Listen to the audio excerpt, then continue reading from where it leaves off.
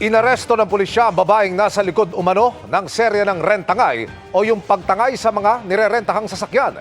Sa hiwalay na operasyon naman, walang kawala ang isang rider na nakabangga ng sasakyan at nahulihan pa ng ilegal na droga. Narito ang aking eksklusibong pagtutok.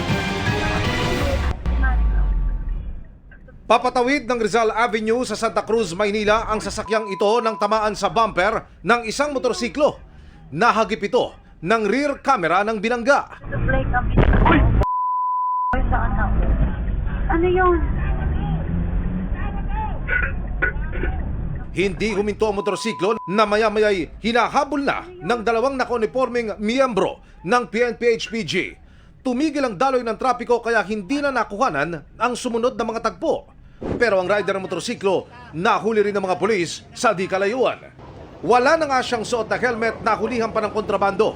Hinagis po niya yung plastic po na yon sa isang area po ng Blumentritt. Nung pagkabukas po ng plastic po, nito po natin po mga tropa, doon po tumambad ito pong heat sealed na plastic sachet na hindi po bababa sa 75 grams or may value po na hindi po bababa sa 510,000 pesos. Nabanggit po niya around Metro Manila pa rin ang kanyang pagbabagsakan.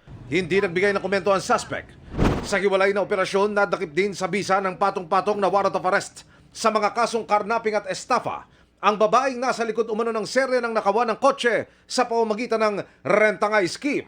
Well, isa po yan sa pioneer or isa sa mga nagpasimuno ng rentangay way back 2016. Nagtago po itong tao na ito no, way back 2016 nung napag-alaman po niya na marami na siyang patong-patong na case.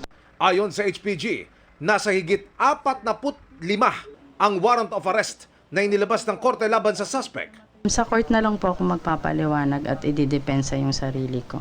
Nawagan po kami dun sa mga iba pong nabiktima pa nitong ating suspect na dumulog sa ating highway, kahit saan man office po ng Highway Patrol Group.